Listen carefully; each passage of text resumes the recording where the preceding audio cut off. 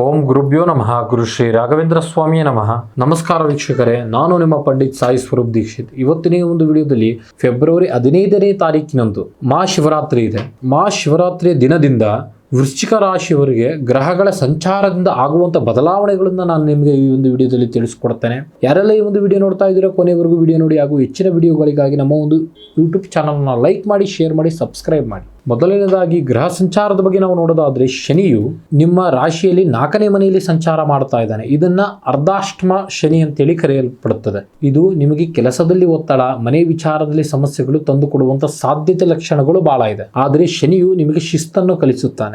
ಗುರುವಿನದು 7ನೇ ಮನೆಯಲ್ಲಿ ದೃಷ್ಟಿ ಬೀಳುವುದರಿಂದ ನಿಮಗೆ ಭಾಗ್ಯಸ್ಥಾನವು ನೆರವಾಗುತ್ತದೆ. ಗುರುವಿನ ಅನುಗ್ರಹವು ಶನಿಯ ಕೆಟ್ಟ ಪ್ರಭಾವವನ್ನು ತಪ್ಪಿಸುತ್ತದೆ, ನಿಮಗೆ ರಕ್ಷಾ ಕವಚದಂತೆ ಕೆಲಸ ಮಾಡುತ್ತದೆ. ಇನ್ನು ರಾಹು ಮತ್ತು ಕೇತುವಿನ ವಿಚಾರದ ಬಗ್ಗೆ ನಾವು ನೋಡೋದಾಯ್ತು ಅಂತ ಹೇಳಿದ್ರೆ, ರಾಹು 5ನೇ ಮನೆಯಲ್ಲಿ ಮತ್ತು ಕೇತು 6ನೇ ಮನೆಯಲ್ಲಿ ಇರೋದ್ರಿಂದ ಧನಲಾಭದ ಯೋಗ ಪ್ರಾಪ್ತಿ ಆಗುವಂಥದ್ದು. ಆದರೆ ಪ್ರೇಮ ಜೀವನದಲ್ಲಿ ಸ್ವಲ್ಪ ಪ್ರಮಾಣದಲ್ಲಿ ಗೊಂದಲ ಉಂಟಾಗುವಂಥದ್ದು. ಇನ್ನು ವೃತ್ತಿ ಮತ್ತು ವ್ಯವಹಾರಿಕ ವಿಚಾರದ ಬಗ್ಗೆ ನೋಡೋದಾಯ್ತು ಅಂತ ಹೇಳಿದ್ರೆ, ವೃತ್ತಿ ಜೀವನದಲ್ಲಿ ಹೆಚ್ಚಿನ ರೂಪದಲ್ಲಿ ಶ್ರಮ ಹಾಕಬೇಕಾಗ್ತದೆ. ವರ್ಗಾವಣೆ ನಿರೀಕ್ಷೆಯಲ್ಲಿ ಇದ್ದವರಿಗೆ ಈ ಶಿವರಾತ್ರಿ ಕಳೆದ ನಂತರ ನಿಮ್ಮ ನಿರೀಕ್ಷೆಗೆ ಫಲ ಸಿಗುವಂಥದ್ದು. ಸಂಶೋಧನಾ, ಪೊಲೀಸ್, ವೈದ್ಯಕೀಯ ಕ್ಷೇತ್ರದಲ್ಲಿ ಇರುವಂತವರಿಗೆ ಈ ಒಂದು ಸಮಯ ನಿಮಗೆ ನಿರೀಕ್ಷತೆಗೆ ತಕ್ಕಂತೆ ಲಾಭ ದೊರೆಯುವಂಥದ್ದು. ಮೇಲಧಿಕಾರಿಗಳೊಂದಿಗೆ ವಾಗ್ವಾದಕ್ಕೆ ಯಾವುದೇ ಕಾರಣಕ್ಕೂ ಇಳಿಯಬೇಡಿ. ಇನ್ನು ವ್ಯವಹಾರದ ಬಗ್ಗೆ ನಾವು ನೋಡೋದಾಯಿತು ಅಂತ ಹೇಳಿದ್ರೆ, ವ್ಯಾಪಾರಸ್ಥರು ಹೂಡಿಕೆ ಮಾಡುವಾಗ ಸ್ವಲ್ಪ ಪ್ರಮಾಣದಲ್ಲಿ ಎಚ್ಚರವಾಗಿರಿ. ರಿಯಲ್ ಎಸ್ಟೇಟ್ ಅಥವಾ ಭೂಮಿಗೆ ಸಂಬಂಧಪಟ್ಟಂತ ಕೆಲಸ ಕಾರ್ಯಗಳಲ್ಲಿ ಲಾಭ ದೊರೆಯುವಂಥದ್ದು. ಆದರೆ ದಾಖಲೆಗಳನ್ನು ಸರಿಯಾದ ರೂಪದಲ್ಲಿ ಪರಿಶೀಲಿಸಿ. ಹೊಸ ಪಾಲುದಾರಿಕೆಯಲ್ಲಿ ಮುನ್ನಡೆಯುವ ಮುನ್ನ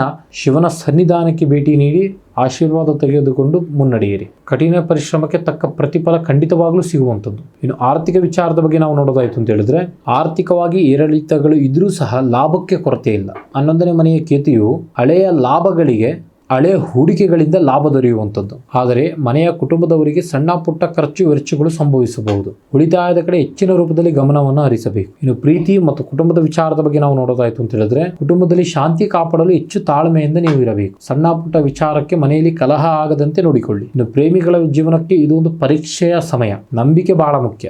ಮದುವೆ ಆಗದವರಿಗೆ ಮದುವೆ ಕಂಕಣ ಭಾಗ್ಯ ಕೂಡಿ ಬರಬೇಕು ಅಂತ ಹೇಳಿದ್ರೆ ನಿಮ್ಮ ಕುಟುಂಬದ ಹಿರಿಯರ ಕೈಯಿಂದಲೇ ಸಾಧ್ಯ. ನಿಮ್ಮ ಮಕ್ಕಳ ಪ್ರಗತಿ ಬಗ್ಗೆ ಸ್ವಲ್ಪ ಪ್ರಮಾಣದಲ್ಲಿ ಕಾಳಜಿ ವಹಿಸಿ. ಇನ್ನು ಆರೋಗ್ಯಕ್ಕೆ ಸಂಬಂಧಪಟ್ಟಂತ ವಿಚಾರದ ಬಗ್ಗೆ ನಾವು ನೋಡೋದಾಯ್ತು ಅಂತ ಹೇಳಿದ್ರೆ, ಆರೋಗ್ಯದ ದೃಷ್ಟಿಯಿಂದ ರಕ್ತದ ಒತ್ತಡಗಳ ಸಮಸ್ಯೆಗಳು ಬರುವಂತ ಸಾಧ್ಯತೆಗಳಿದೆ. ಮಾನಸಿಕವಾಗಿ ಅದು ನಿಮಗೆ ಕಿರಿಕಿರಿ ಅನಿಸಬಹುದು.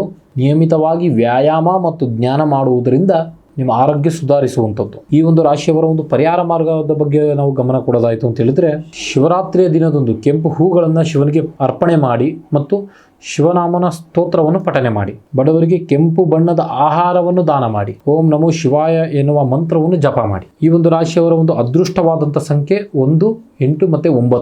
ಮಹಾಶಿವನು ನಿಮ್ಮ ಎಲ್ಲಾ ಕಷ್ಟ ಕಾರ್ಯಗಳನ್ನು ದೂರ ಮಾಡಲಿ. ಇದಾಗಿತ್ತು ವೃಶ್ಚಿಕ ರಾಶಿಯವರ ಮಹಾಶಿವರಾತ್ರಿಯ ಮಾಸ ಭವಿಷ್ಯ. ಹಾಗೆ ಇನ್ನು ನಿಮ್ಮ ಜೀವನದಲ್ಲಿ ಯಾವುದಾದ್ರೂ ಒಂದು ಸಮಸ್ಯೆಯಲ್ಲಿ ನರಳುತ್ತಾ ಇದ್ದೀರಿ, ಪ್ರೀತಿ ಪ್ರೇಮದಲ್ಲಿ ತೊಂದರೆ, ಹಣಕಾಸಿನಲ್ಲಿ ತೊಂದರೆ, ವ್ಯಾಪಾರದಲ್ಲಿ ತೊಂದರೆ, ಗಂಡ ಹೆಂಡತಿ ಮಧ್ಯದಲ್ಲಿ ಸಮಸ್ಯೆ, ಆಸ್ತಿ ವಿಚಾರ, ಆರೋಗ್ಯದಲ್ಲಿ ತೊಂದರೆ, ಇನ್ನು ಮುಂತಾದ ಯಾವುದೇ ಸಮಸ್ಯೆ ಇದ್ದರೂ ನೇರವಾಗಿ ಬಂದು ನಮ್ಮ ಮನೆ ವಿಳಾಸಕ್ಕೆ ಭೇಟಿ ನೀಡಿ ದೂರದ ಊರಿನವರಿಗೆ ವಿಡಿಯೋ ಕಾಲ್ ಮುಖಾಂತರ ಪರಿಹಾರ ತಿಳಿಸಿಕೊಡಲಾಗುವಂಥದ್ದು. ಮುಂದಿನ ವಿಡಿಯೋಗಳಲ್ಲಿ ಸಿಗ್ತಾ ಇರೋಣ. ಅಲ್ಲಿ ತನಕ ನೋಡ್ತಾ ಇರಿ ನಮ್ಮ ಒಂದು ಯೂಟ್ಯೂಬ್ ಚಾನಲ್. ಧನ್ಯವಾದಗಳು.